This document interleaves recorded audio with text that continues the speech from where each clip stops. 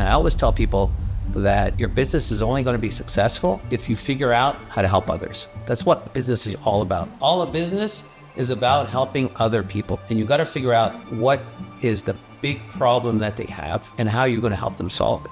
From an early age, Edward Kholodenko's life was shaped by circumstances beyond his control. Born in the Soviet Union, he grew up in a system that discriminated against Jews, limiting their opportunities and restricting their futures. His family's decision to leave, uprooting their lives in search of freedom, would shape his relentless drive to build something of his own. From a young immigrant in Toronto with big dreams to a failed first business venture, selling computers in Ukraine, Kholodenko's journey was anything but conventional. Yet, through a mix of resilience and risk-taking, he would go on to create Questrade, a Canadian trading platform that today oversees $60 billion in assets under administration. So, how did he accomplish this after so much adversity? What does he know about money that most others don't? And what does he believe is the biggest financial mistake people make? This is the story of Edward Kholodenko, an entrepreneur who saw opportunity where others saw crisis. And he built a multi-billion-dollar company along the way.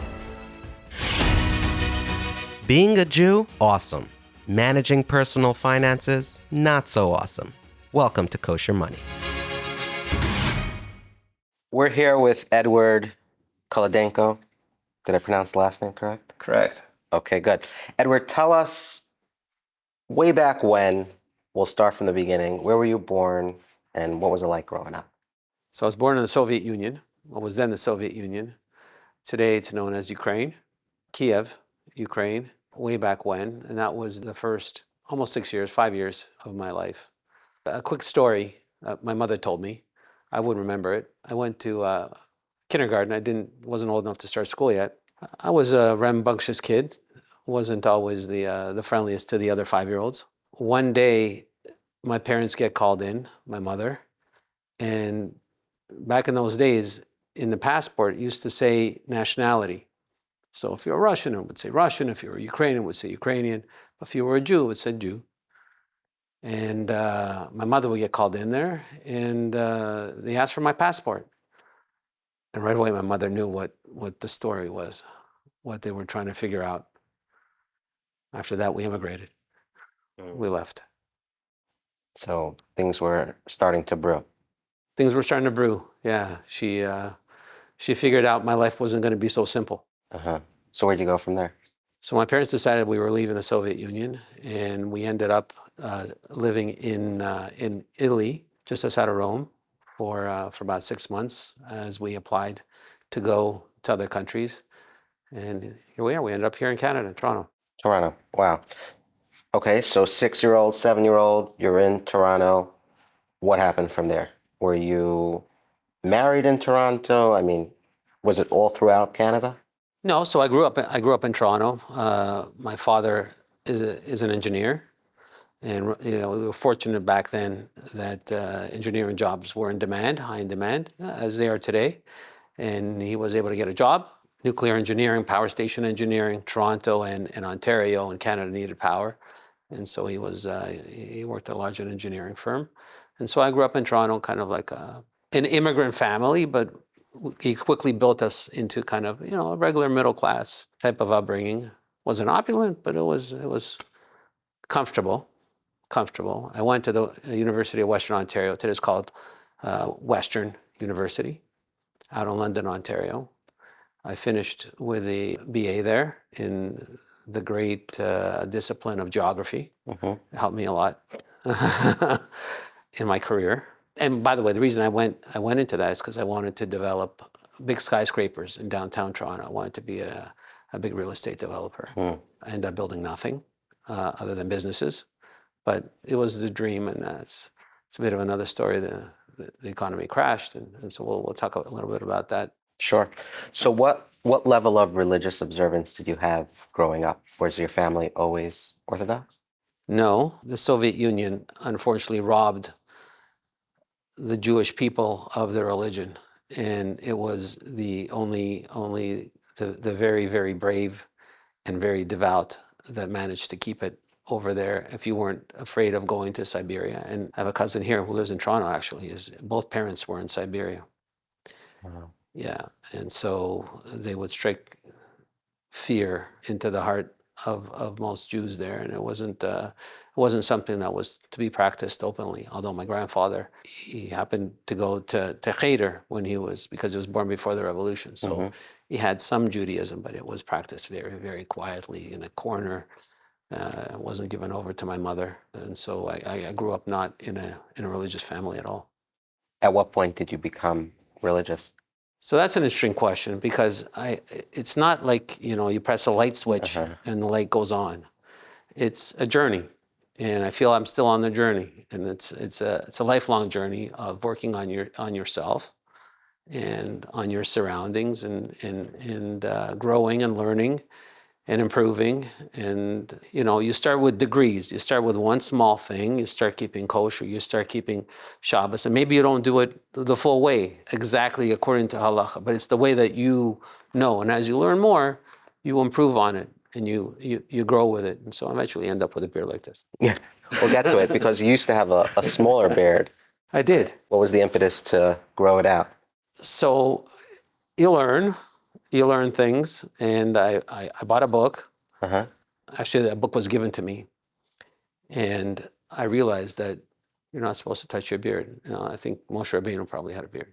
There's many Kabbalistic reasons why a man should have a beard, should not shave it, should not play with it. And look, there's different approaches. Others believe that it's fine. Like in anything, you read the Gemara, and there's one opinion that says like that, and another opinion that says like that, and there's different ways of approaching it. But for me, this was the right thing. So the beard is here to stay. It's not going anywhere. Not going anywhere. So tell me about your entrepreneurial journey. When did you make your first dollar, and what sort of business were you in? I went to the University of Western Ontario.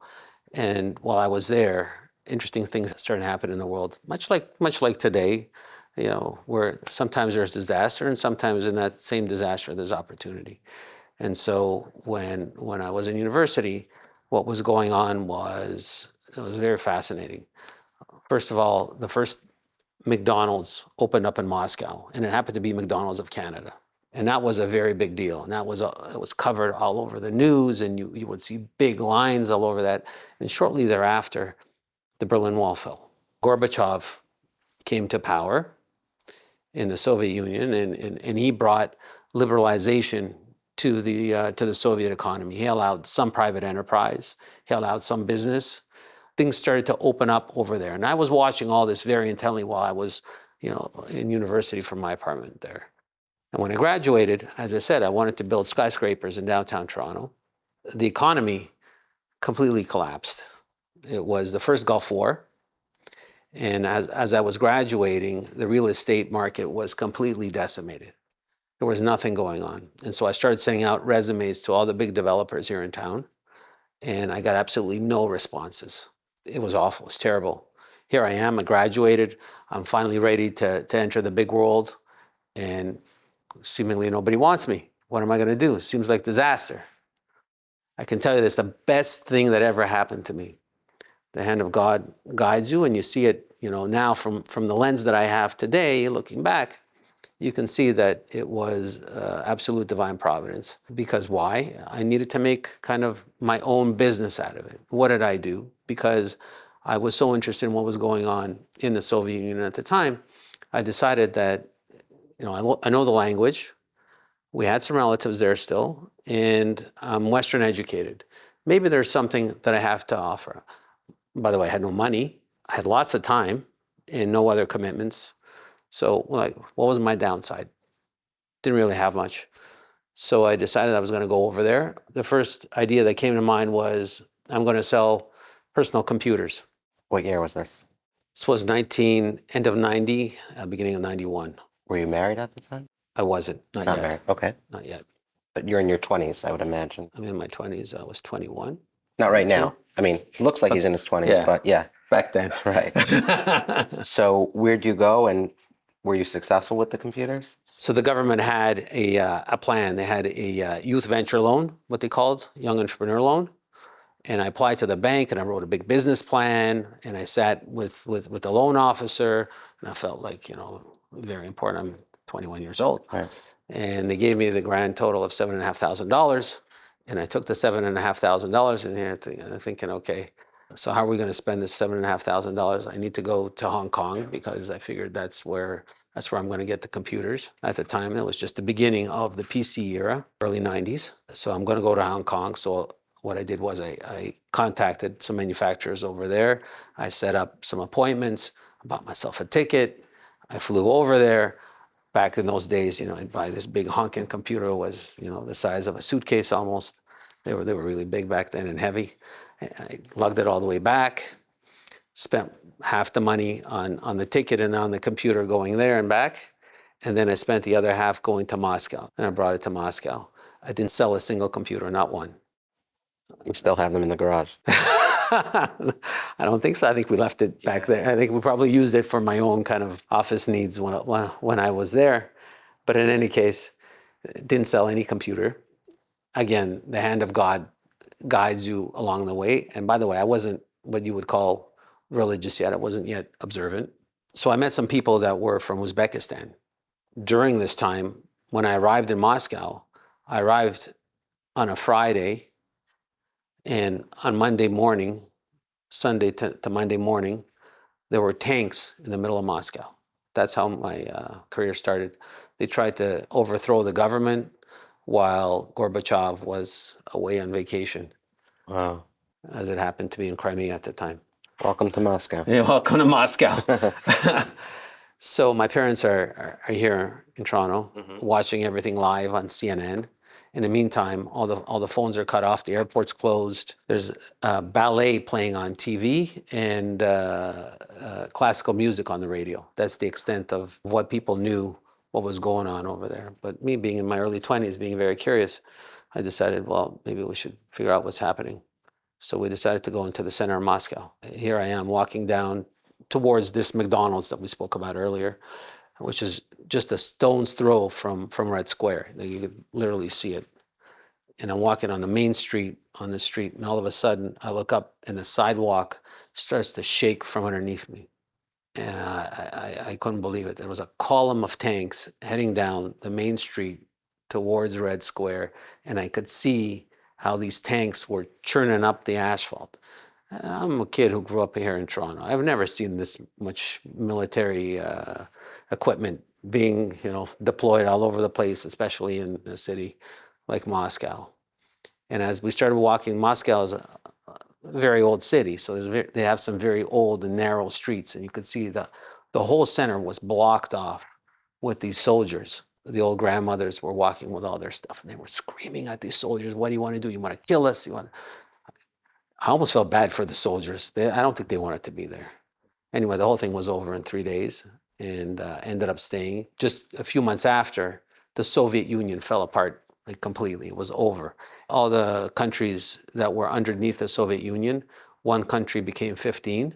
And so overnight, you had new borders that were drawn up, you had new currencies, you had new governments, you had new laws.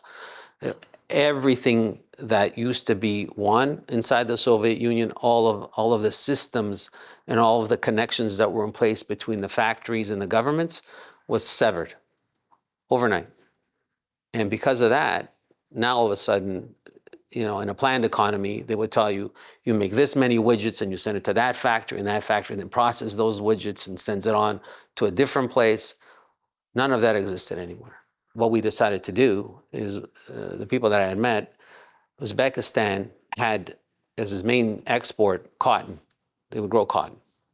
And so we would take that cotton, we send it to Russia. We contracted with a factory there that would then clean the cotton up, spin it into yarn and then into fabric. Then we take the fabric, export it to Ukraine. And in Ukraine, I'd sell it to sewing factories that would make specialized clothing for industrial use, workers, hospital, healthcare, bed sheets, and things like that. And so did you pay back the $7,500 loan? Yeah, we did it. Yeah. We did it. And so I actually stayed there in Ukraine running that business for 8 years. And so that was my MBA and PhD all put together, because it was at a time when there were no rules. I had to learn everything on the fly, and there were 10,000% inflation. Everybody was a millionaire or a billionaire over there. It was an interesting time. It was fun.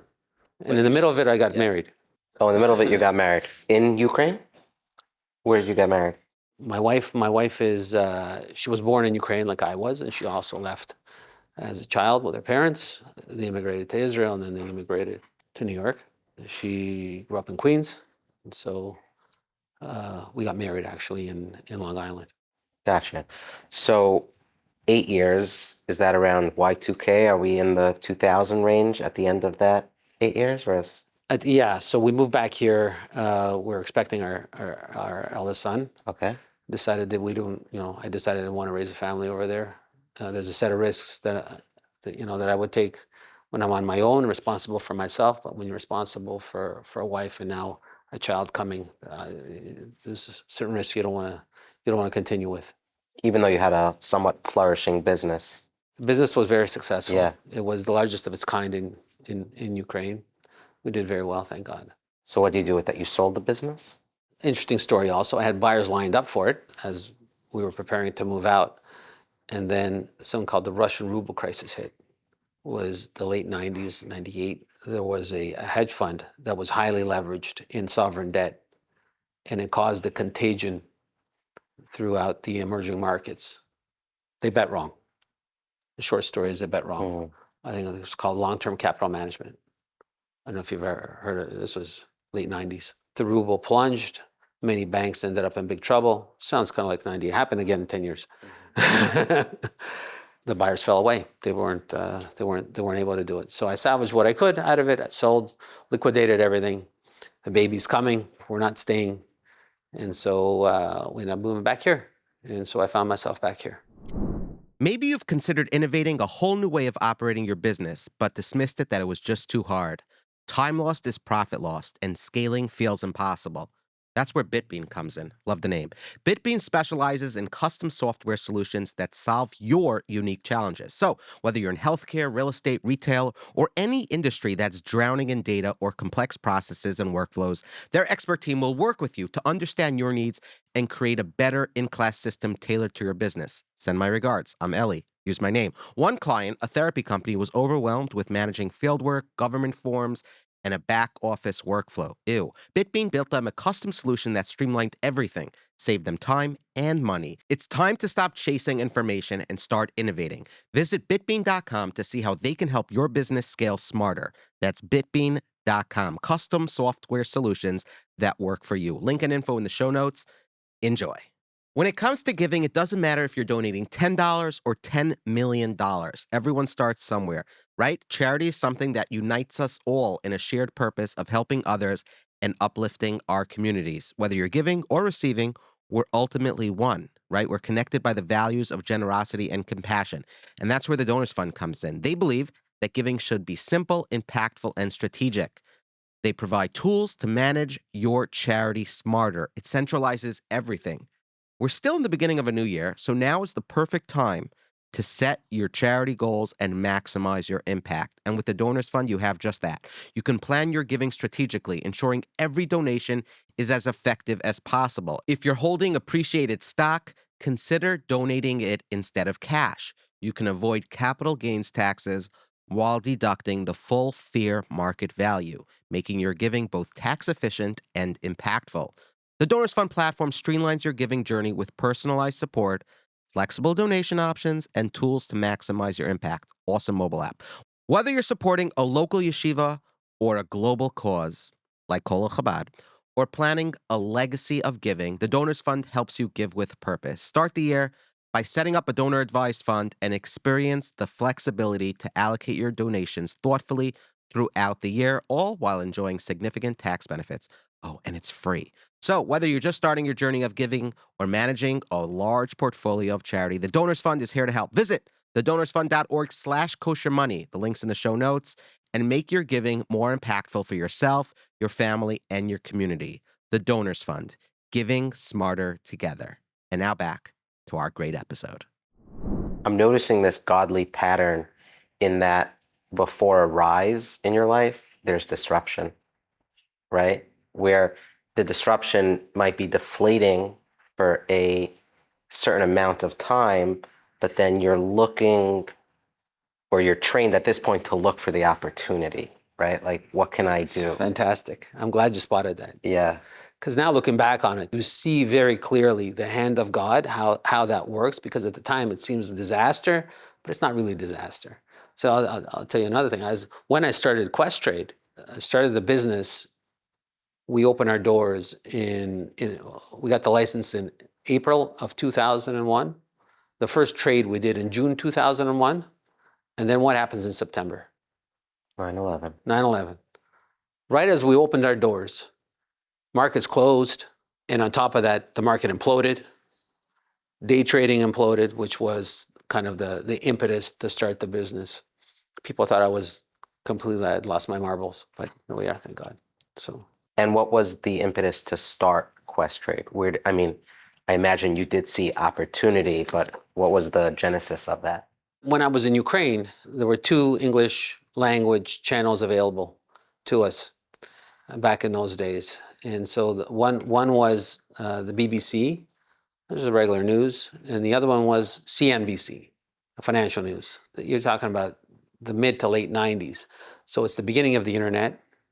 And because it was the beginning of the internet, day trading started to become very, very popular, because now all of a sudden, instead of calling your broker, there were these day traders that were sitting in rooms who had direct connectivity into the market, and all of a sudden they could interact directly with the prices and send their orders directly into the market. And so that got widespread coverage at the time, and that became very, very interesting to me. And so I started paying attention to it. Because of the time difference, as I was coming home, the market was only starting to open here. Mm-hmm. And the open is usually the most exciting time. You ring the bell, and then all the stock prices go all over the place. People are jockeying for position. All the news starts to come out for the day. Becomes very captivating. And so I sat there learning about the market a little bit. I really enjoyed it. And so when we came to Toronto, I'm still a young guy. I wondered, well, what am I going to do now? So I thought, okay, well, why don't I start a day trading firm? Okay. Being the receiver of those phone calls to execute the trades? You don't necessarily take phone calls. What you do is you kind of put up your own capital. Okay. Back in those days, they allowed you to leverage it up. And the leverage, the market was just moving every day. It was, Amazon, Cisco, everything that had to do with the internet was moving every day, was moving up and up and up, $10, $20, $30.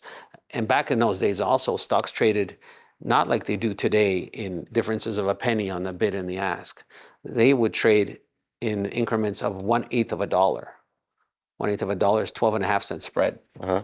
So a 12.5-cent spread on the bid versus the ask. If every time on every share, you could earn half that, 6 cents, 5 cents on every share, you do that a lot of times a day, you would make a lot of money. And whose money, again, are you trading when you open this day trading firm? Is it your own money, or are you taking capital from other people? So sometimes the firm itself would put money into your account, and you have a split with the firm. Sometimes you put in your own money and they leverage it, but you'd still, you pay a commission. So it depended. And so I wanted to be the house where I would have all these day traders in the house, and they'd pay me.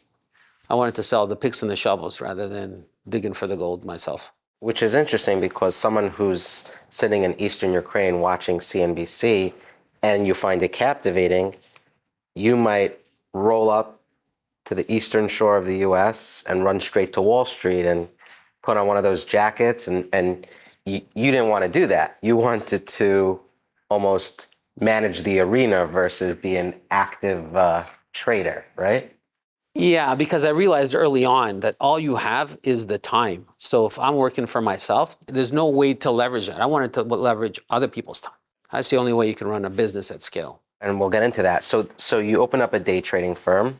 What was the transition from there to where it is now? So that wasn't straightforward either. There were no rules in place to open a day trading firm when I first arrived. And so I did an internet search. I found this one firm in downtown Toronto that was kind of like half licensed because they didn't have proper licensing regime yet in Canada. And so I went down there, and their main business was that they would sell you a day trading course I remember I paid $4,000 US for it, which was a lot of money back then, late 90s. And they would train you how to trade going in and out of the market very, very rapidly, trying to make the difference. And so I went and took this course, and I learned about it. Again, that pulled me more into the thing. And so this company was then selling franchises in different places. So I approached the owner and I asked him, I want to buy a franchise here in Toronto. You want to sell me one? He says, no, we sold them all out. They're all sold out. I don't have any. I said, thank you very much. And I walked out and said, okay, I guess I'm going to start my own. And so I registered my own. And this is what is today Questrade Financial Group. Where does the name Questrade come from? It was originally Quest Capital. And why Quest? Because you're on a quest, we're all on a quest for something. Mm-hmm. Everybody's on a quest for something. Quest Capital, that was the original quest. But now we're on a quest for happiness, on a quest for a better life, to live better. Whether it's money or happiness or family, whatever it is, everybody's looking for something. So you create this company. The internet is still somewhat new. What were those first few years like in terms of attracting a user base? I would imagine at some point competition starts to come along, because it sounds like you got in pretty early. There was no roadmap. Heck, you took a course and there was only one other player at that time. Yeah, so had he sold me a franchise, it would still be one of his franchisees, but he told me no. Right. And so again, we ended up kind of independent and on our own. I got in touch with some day trading firms in New York, mm-hmm. who were already doing this, thinking that maybe there's some kind of tie-up that we can do with them. I sat in an office for about a month behind a few guys who, yeshiva guys, the whole office fully Jewish yeshiva guys. And they were pounding the keyboards. And there were days that they would make $100,000, $50,000. That was very, very captivating until the whole thing, the internet bubble burst, early 2000s. So the internet bubble burst, and they changed the way that they traded. When they traded in increments of $0.125 of a dollar, they stopped doing that, and they said, we're now changing it to 1 cent. And not only that, you could shave it to 0.1 of 1 cent. And so that became much more difficult to capture the difference off the bid and the ask. And so the whole day trading phenomena started to change just as we were up and getting going. And so you had these changes, you had 9/11, but there was one more fundamental change that changed the whole game. And that was the reason why all these day traders were sitting in offices was because you needed high-speed internet. And most of your audience wouldn't know back then, but back then, the way to get internet, the biggest provider was America Online. It doesn't even exist anymore. And back in those days, they would send CDs in the mail, and they would offer you X amount of hours for free. But the way to connect to the internet, you'd have to put the CD into your computer, download the program. Then you'd have to unplug your phone line from the wall, physical jack. There was no Wi-Fi back then.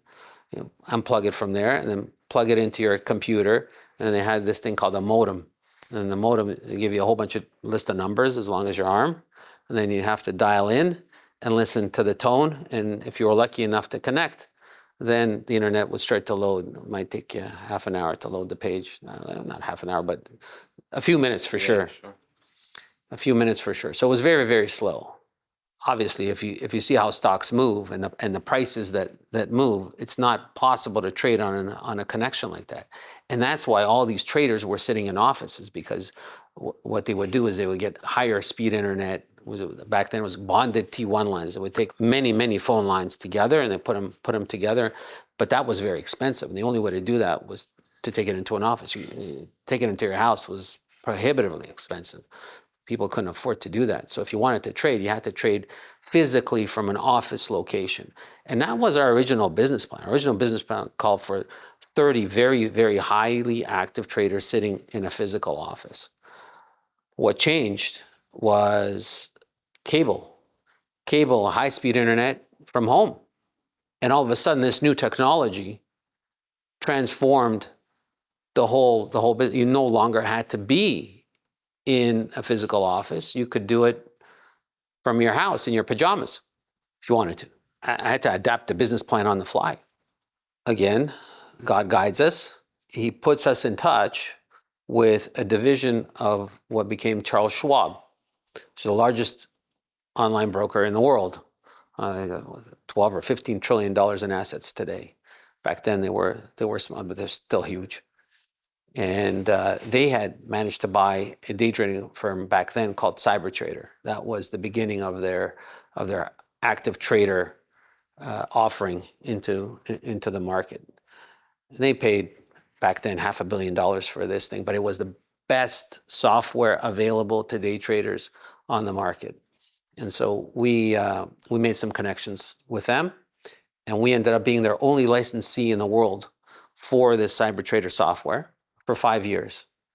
And that changed the whole trajectory of the business. All of a sudden now, our customers were not limited to trading from our office. Now you could do it over the internet connection, being anywhere. It was the best software of its kind, and that really transformed our business.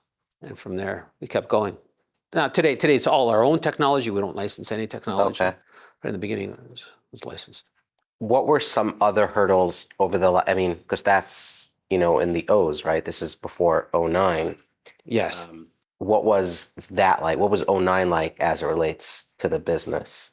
So for us, it was bonanza, as crazy as that sounds, because we were watching companies, brokerages that we looked up to, Lehman Brothers, Merrill Lynch, Bear Stearns. These are all companies that I had built some kind of connections into because we needed some counterparties in the States to work with. And all of a sudden they're gone. Poof. Overnight. A lot of the large banks disappeared, but it created a crazy amount of trading activity in the market. And so over those years, we would double and triple our client base. It was unprecedented growth. It was straight up. It was unbelievable. Now, we had to manage it. We had to manage the risk because the market was so volatile, and we had to make sure that our risk systems were robust. And we did. We did very well, thank God. Tell me about the transition into mobile, right? It's hard to remember exactly what year that was, but there was a time where desktop was no longer the primary tool in which people access the internet, and then it became smartphone. Was that a natural transition, or was that a challenge when it first got going? Because, hey, do we even invest into this product? How do we make sure we're out in front of this? Or was it a real hurdle to get that part of the business off the ground? So as the business grew, we added different offerings to our products. So we started out as a day trading firm, and then we broadened it to very, very active traders. And then we broadened it further to investors, passive investors, occasional investors. Today we serve the whole gamut. But as we were doing that kind of in the O's, somewhere in the O's, is when this whole transition started. It's not easy because there's a lot of data that you have to pack in. And in our business, if you ever seen what a trading room looks like, they have, 10 screens. Now imagine packing all that data into a tiny little phone screen. It's not, and not only that, you've got to stream it all. There's one thing when you're plugged into a fiber connection, a whole different story when you're trying to stream it over the air. It's not the same. So that transition is not simple, but we did it. So as the company's gaining momentum, right? You're gathering more clients, the business is growing. How did that affect you personally, right? Remember, you came from, I don't have to remind you, but remind the audience, you came from a country that you had to rapidly sell your business. You're working on different things. Yes, it took years and in some ways decades, but at some point What were the conversations like with your wife when you came home and you were seeing that success? Did you feel like it was changing you? Were you not even cognizant of it? Because at some point you are the CEO of a behemoth of a business that's just growing year in and year out. It's hard for me to look back onto it. Of course, I change in terms of I try to improve and evolve the way that I manage the business. Yeah, as the business grows, my management style has to adapt to what I'm doing. At the beginning, I was plugging in the computers and dealing with more mundane things, sometimes even answering client calls. And then as the business grows and you have people to do those things for you, you're not spending your time on things that others can do probably, I know for sure, a lot better than I can, because they're doing it all day long and they're much more proficient at it. And so you want to make sure that you're limiting your time to things that only you can do. I changed in terms of my management, but do I change in terms of my personality and the way that my outlook or how the children are? We want to make sure that we give the children are grounded, and that their noses are not flying up in the air. Everybody needs to understand that there's one God. Everybody walks on the earth. Everybody comes into this world with nothing, and everybody leaves this world with nothing. The only thing that's left is what you did. That's all that's left. There's nothing else. So make sure you do good stuff. And as you're growing, did you ever feel like you needed to tame your ego with the growth, or your personality, that quiet approach that worked in your favor? So I'll tell you, we talked about the growth of my beard and the length of my beard. And I found that the more I worked on myself, the more my character, I feel, improved, because I understood more of what the right way is of how to do things. I had a short temper when I was younger. And then I understood, from learning, I understood that a person who loses their temper, it's like avodah zarah. You're bowing down to idols. So how can you do that? So all of a sudden now you figure out how to control yourself. So examples like that, there's many, many, many more, that you work on yourself and you work on your own character. That's why I say it's religious. It's a journey. It's a journey. You still got to work on it.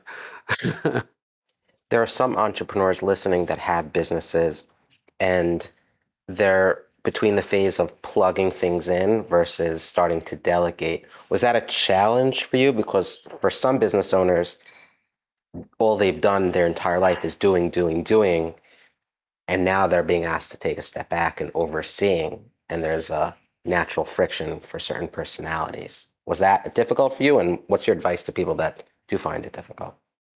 No, for me, it became more natural. I like to delegate stuff. I like to give people autonomy and authority. As you have to trust people to do their job. Hire the best people that you can to be specialized in the work that you want them to do.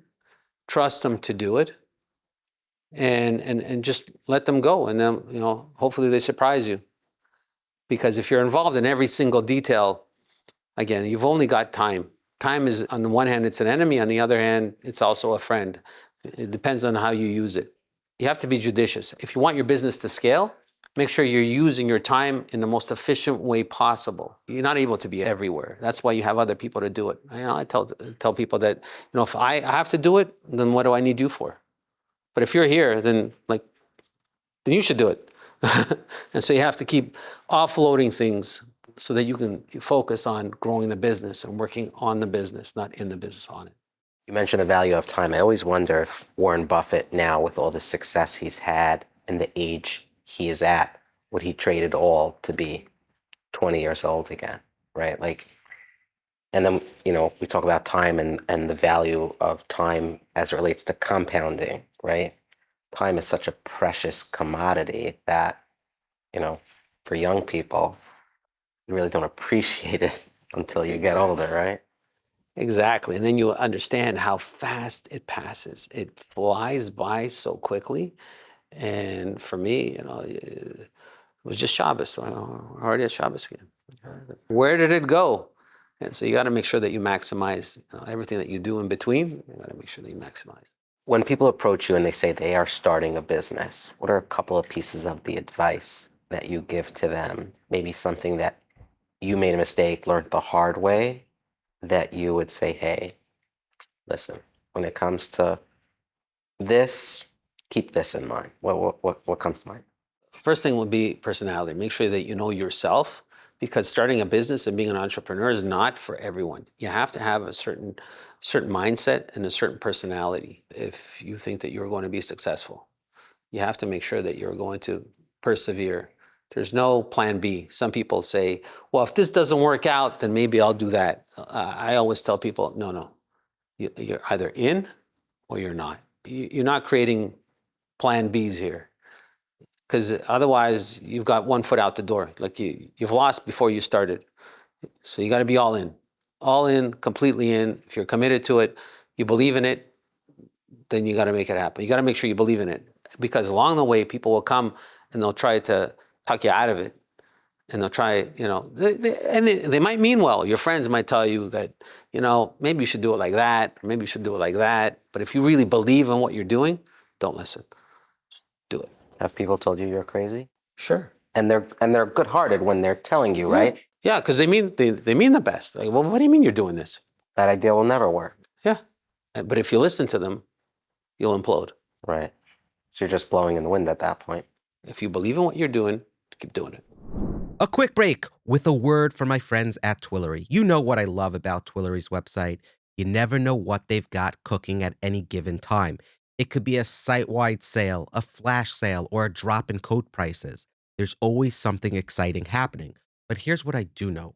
If you're a first-time buyer, you can use code CHAI to get $18 off your purchase of $139 or more. Do not use the word INSPIRE, because that is Yaakov's promo code, and I'm going to try to beat him here in 2025. So use the promo code CHAI, $18 off of $139 or more at Twillory.com/kosher money. Make sure you go to that URL so I get the credit and I beat Yaakov.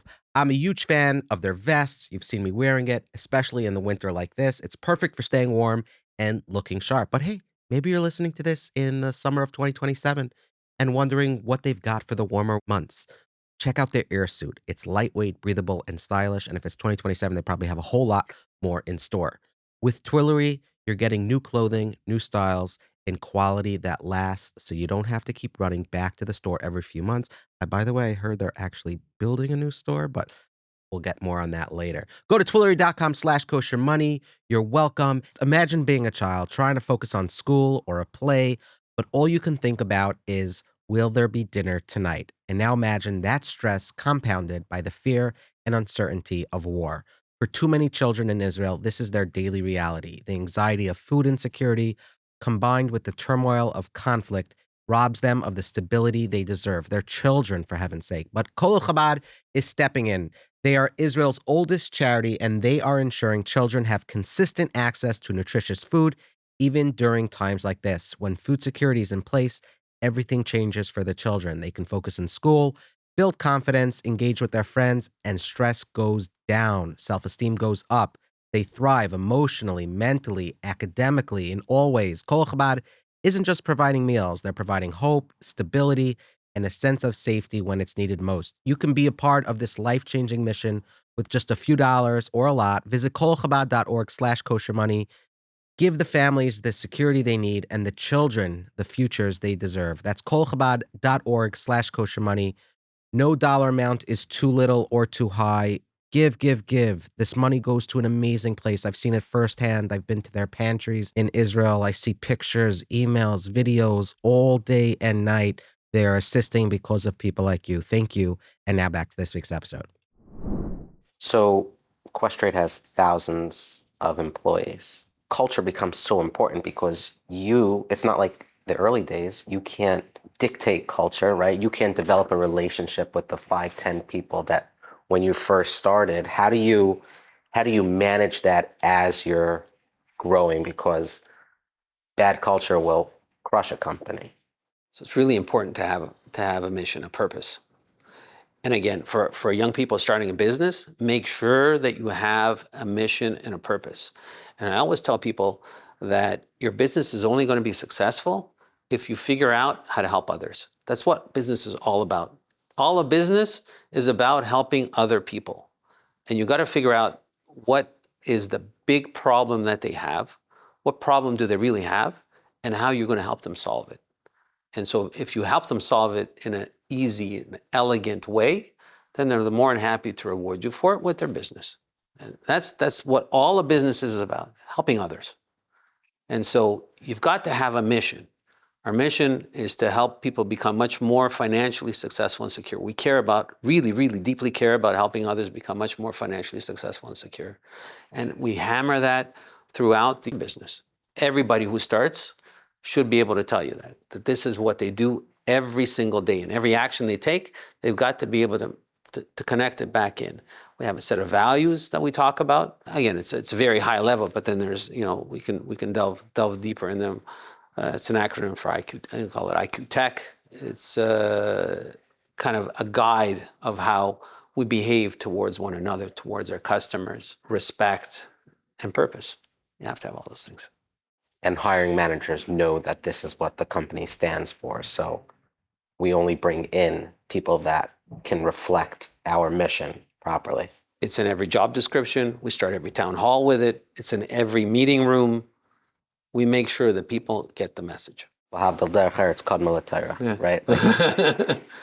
Yeah, that's awesome.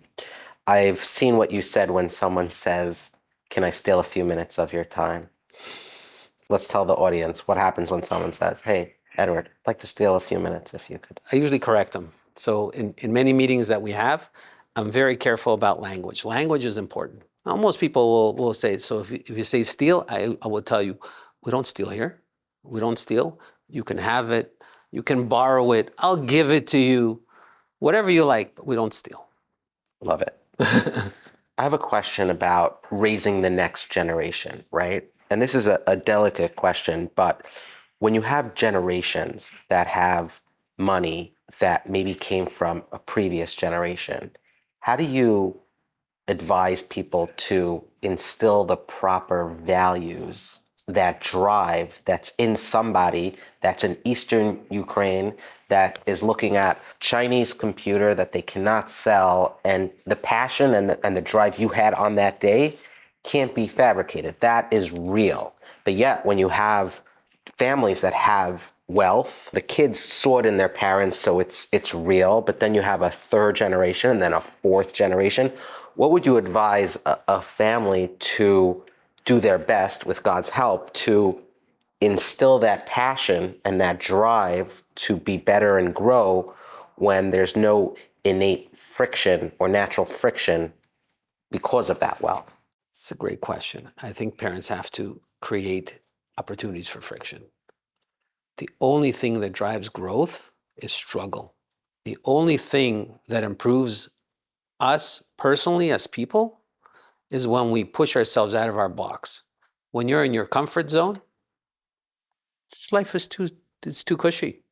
It's too easy. Parents, their job is to make life a little bit uncomfortable.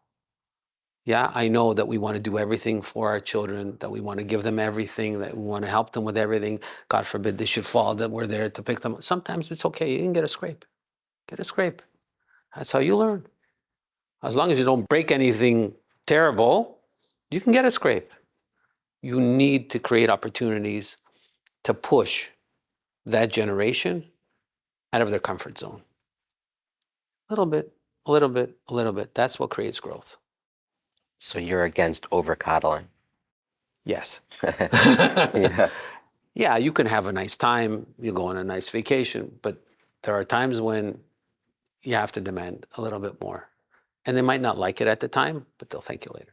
And it goes against the parents' natural reaction, right? Because they want to be there for the kid. They don't want the kid to fall. They want to be there every single time, but you're not allowing the lobster to grow. And what Rabbi Tursky says, he says the reason they're able to grow is because they shed the skin. Yeah, they shed the skin, and because of that pressure. You have to give them a sense of independence, a measure of independence. Let them try. Let them fail. A measure of failure is good. It's good. It's not bad. Very interesting. So let's talk a little bit about trading. And my first question is, you're someone who sees opportunity. We're right now at a time with AI being the biggest buzzword, right? I would imagine it's similar to the late 90s and the word internet. And maybe this is even bigger. I can't tell you exactly what crypto is, but it's everywhere. And you referenced this before. It's a turbulent time. Where right now do you see opportunity, and do you agree with the sentiment that we're at a point where new businesses will start popping up, that this is almost like a launching pad to the next decade or two of growth? 100%. Huge opportunities, huge opportunities. There's risks for existing businesses because they're so entrenched kind of in their business models. So you've got to be able to disrupt yourself. Again, it's more of that pushing yourself outside the comfort zone. It applies to everything, not just children. It applies to businesses, applies to all relationships. In order for relationships to move forward, you've always got to be pushing the envelope. It's the engine of progress. That's how you move things forward. And so, yeah, AI is going to disrupt things. New business models are going to emerge. The people that figure out how to put all these things together in an elegant and beautiful way that helps others are the ones that are going to win. It's also, I know I'm going to look back in 10 years and be like, oh, that was so obvious to use AI in whatever fashion, but like right now, I have such a barrier to see how it's going to, I see the early use cases of it, but it's going to be such a simple yet beautiful way of not pushing it into people's life, but, having it seamlessly immersed. And I'm kind of excited about that. Is there a day that goes by that you don't even hear that word, AI? No, it's top of mind for sure. Right. It's driving productivity. It's driving new use cases in business. It's driving all kinds of different things. In fact, just a month ago, we did an internal hackathon, and we had 17 or 20 teams put together in 2 days prototypes using AI. It was fantastic, and really good things that would help others, would help people. It was really great. 2 days. That's really cool. So let me ask you, so Questrade has tools that allows people that aren't day traders to invest into the markets, stocks, ETFs, whatever they're called out here in Canada. Yeah, okay. People ask me all the time, should I just be putting my money into index funds? And I say, hey, by the way, I'm not an advisor, but is there a place for people who have day-to-day jobs to actually research companies and understand the kishkas and the bones of a company to say, hey, this is something I actually want to invest in? Or, you know what, leave me out of it. I'm a plumber, I'm a good plumber. I'll just take my money, put it into some IRA, have the financial advisor invest into something safe. Is there a place today in such a busy time to actually be a day trader or be more than just, that guy who says, here's my money, call me in 40 years when it's grown? So I do think that there is a place. And in fact, that's exactly what we do. We have 2 types of main offerings that we offer our customers to help solve this particular issue. So those that are more inclined and feel more comfortable doing some of their own research and putting some of their own money to work in particular stocks or even index funds or ETFs are better. You don't want to pay mutual fund fees with 2%, though they'll lead into your retirement savings. You want to buy relatively low fee ETFs that are much more liquid and you're able to trade in and out of them whenever you want. So for sure, ETFs is the way to go if you want to do more of an index, but you can also buy individual securities in any industry that you want to do. You want to do AI, chips, Big Seven, biotech, whatever you want to do. You've got all the choice of doing that. And it doesn't have to be either or. Sometimes we have customers that do both. You let us do it. And what we do is we'll ask you a series of questions to determine what your risk profile is, what your risk tolerance is. And depending on the answers to some of those questions, we'll take you through a questionnaire. We'll build a portfolio for you of ETFs.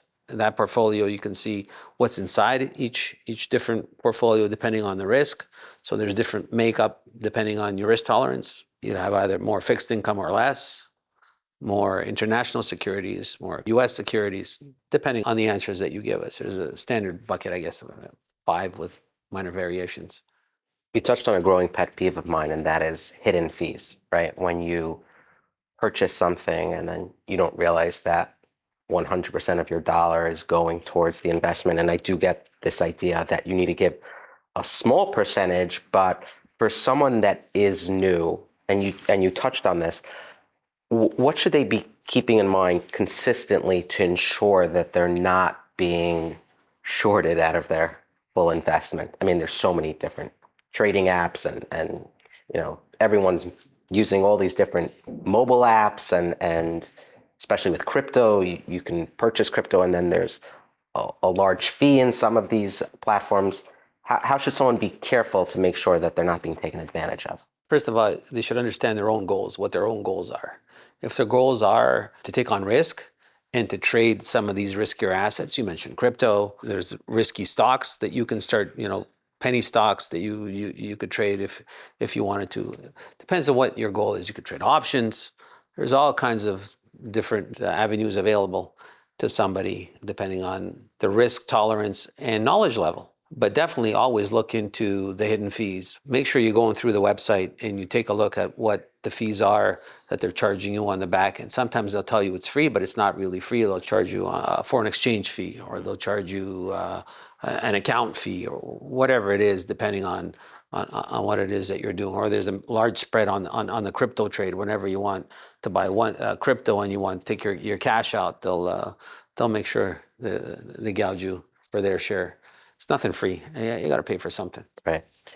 And what's your advice to people that are new at this, that think that everything is low risk, right? It could get dangerous with margins and options and shorting a stock, and they're making movies out of this, and the GameStop makes for good TV or whatnot, but people should know this is real money and someone somewhere could be left holding the bag. So if someone came over to you and said, hey, I'm new at this, what should I keep in mind? So if you're new and you just want to test it out and risk it, risk a small amount that's not going to change your life. If you lose part of it or if you lose all of it, it's not going to change your life, but at least you'll learn something along the way. Everybody has tuition to pay. Doesn't matter. So look at it as part of your tuition, and you'll learn something from it and do something different the next time, but at least you won't risk anything that'll change your life. Now, if you're going to start doing things with big money, you better understand exactly what it is that you're doing and the risk that you're taking on, because things that will change your life, be very, very careful and think more than once. Do people sometimes email you or the company, oops, can I take that trade? I didn't realize what I was doing. Can you unclick that button for me from a week ago? That's happened, or they claim that they never placed the trade. Right. That's happened too. And then we go in and say, well, did you log in? Is this your IP? Right. There's no taking it back. It is what it is. Right. If your child came over to you and said, hey, should I be doing this with an actual human advisor? I don't know too much about this game. Or, even investing into an IRA or 401k, how much of the human element do you feel is important in there? Or it's 2025, robos and ChatGPT and AI and chatbots can do all of that for you. Well, so humans have to get paid, and they're going to sell you whatever institution that they're working for. That's what they're going to sell you. They have products on their shelf, and they're responsible for selling you those products. And you got to make sure that they're getting paid. So you're going to have to pay them handsomely. And most of the time, actually, the humans won't even take your account unless you've got liquid, $500,000 in there. Otherwise, it's not really worth it. They can't really make a living. Human advice is mostly for the ultra wealthy that are not really interested in hands-on type of management, or they need some kind of different assets that you can't access directly. But for most people, a platform like Questrade will more than suffice. Questrade is only available to Canadians, or people in the US use it as well? It's only available to Canadians. Canadians, okay. So all the US citizens, go easy. Unless Canada and the US do merge, We'll at see some what point. Okay, some fun ones to end this off. So mobile devices, they're everywhere. I mean, I think if I went into a clinician, I'd be diagnosed as clinically addicted to my mobile device. How do you personally manage your tech use and find a nice balance if you do? It's tough. For me, it's very, very tough because there's always something going on. But you got to try and find time, especially when the kids are young. You have to make sure that you're spending your time with your children. And when the children need you, you put the thing away and you focus on your family and you focus on the kids, and that's their time. And then you go back to doing what you needed to do. Spend some time with your wife too. I noticed you motioned away as putting it in the office, not in your pocket. Was that intentional? It was. Yeah. Yeah. Because otherwise it's too tempting to just pull it out. So put it somewhere where it's out of reach, that you have to make an effort to go get. Leave it in your car, leave it in your office, Right. Home office. Yeah. Sometimes I find I close an app and then without even thinking, the next app I open is the one I just closed. It's just autonomous at this point where I'm programmed to do that. So you've been at Questrade for a while. Is this what you want to do forever? Meaning, if you could do anything, right? What's your dream? Do you want to move on at some point and go to Israel? Are you still excited like you were from day one? And be honest, I'd love to hear, because you have been at this for decades. So I wouldn't blame you if you said, hey, you know what? I'd love to move to Israel and give over the company to a relative of mine, and call me if a pipe bursts. But So it's a great question. But the way that I think about it is like this. So each of us has a God-given talent. Each one of us has a gift, and each one of us has a unique mission that only they can do. You got yours, I've got mine. They're different. They're not the same. They're unique. We're here to do a particular thing. So those talents that God gave us have to be maximized to the very max. You've got to use it to the end. Otherwise, what did you do? You took something that God gave you and you threw it out. And so if God has given you a particular talent, you've got to use it. You've got to maximize it. Now, do I want to go to yeshiva? Maybe I want to go to yeshiva and study all day. But is that the best use of my time? Is there somebody else who can do that better than me? I think there is. Is there somebody that can do my job better than me? If there is, then they should do it. So far, I haven't found them. So I think I should probably keep doing what I'm doing. maybe you need to delegate more. What do you enjoy most in your Torah learning? Is it Gemara? Is it Chumash? Is it learning from a Rebbe and a Shir? Is it what speaks to you? What do you enjoy? I like all of it. I like halacha, but I love Chassidus. Oh, you do? Yeah. Chassidus is the pnimius of Torah, the inside. It's the spice. It's the thing that gives it flavor. It's the thing that makes it come alive and real. It really took off in the last 200-300 years. What part of it speaks to your soul? Because I have friends that will say the same answer, but maybe I'm more of a no spice guy. I don't know. I don't believe it. No? No. I don't believe it. Is it maybe that I haven't, there's different facets of Hasidus. Is it maybe because I haven't, Found the right found one? the right one? Probably. The Hasidus that I like it's intellectual. There's different kinds. There's one that there's more of an emotional, just be happy and enjoy. And for some people, that's great. That's fantastic. That works. For me, something a little bit more intellectual, something that touches the neshama, the soul. To me, that's Chabad Hasidus. That Chabad starts with Chachma Bina Das. This is all of Chabad. And this is what all the Rebbeim teach. And you learn so much about yourself and about how people behave and what is the proper behavior. And even by watching the Rebbe, listening to the Rebbe, learning the Rebbe's Torah. The Rebbe's Torah is like, you learn Torah and then you learn the Rebbe's Torah. It's completely like opens the world to a whole different dimension. It's unbelievable. What's a sefer, a book, Jewish book?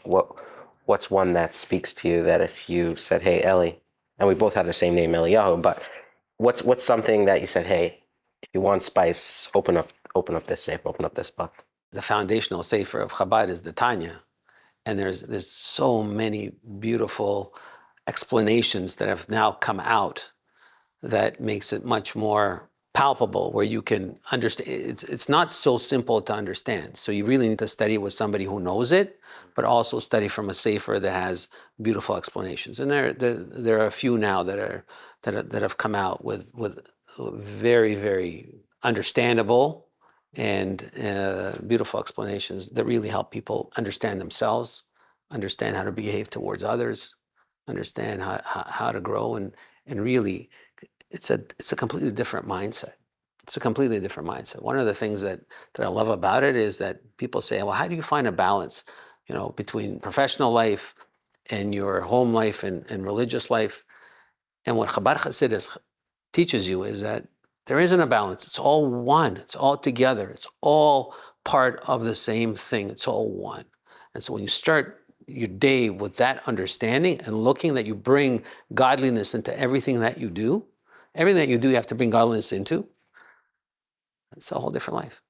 I was talking to a Rav of mine, Rabbi Farkas, and I was talking to him about Ruchnius and then Gashmius. And I was talking about Gashmius as, that's not a spiritual thing. It's Gashmius. And he goes, no, it's all one. He says Gashmius is Ruchnius, and you use it together, and don't look at it as if it's, It's not a different box. Right.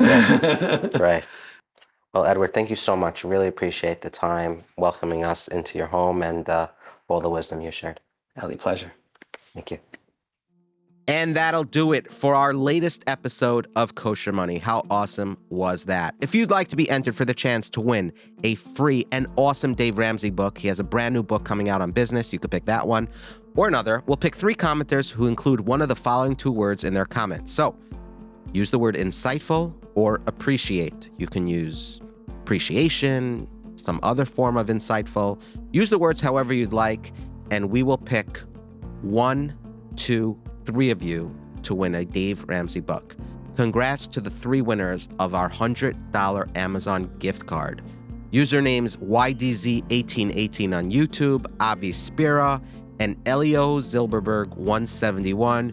You just each won a $100 Amazon gift card, so hit us up on livinglchaim.com so we can get those gift cards out to you. How awesome. Everything's awesome here at Kosher Money. Thank you to the sponsors of this week's episode, BitBean, Custom Software Solutions, yes, the Donors Fund, Charity, Smart, 2025, Twillory. I have so much of their clothing. So many more of you are buying more and more, but only buy it if you need it, right? That's what Kosher Money is all about. And if you have not given to the people of Israel, they need your help. Colel, Chabad, links are all in the show notes. Check them all out and help the companies and organizations fueling the fire. I'm really excited to add BitBean to our roster of great companies and organizations collabing with Kosher Money. If you would benefit from a financial advisor or speaking to somebody for free to help you budget, get out of debt, or anything else finance related, there is a solution. Thousands, literally, I'm not kidding, thousands of people have reached out and have gotten help.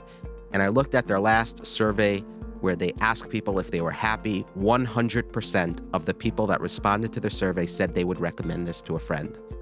Need I say more?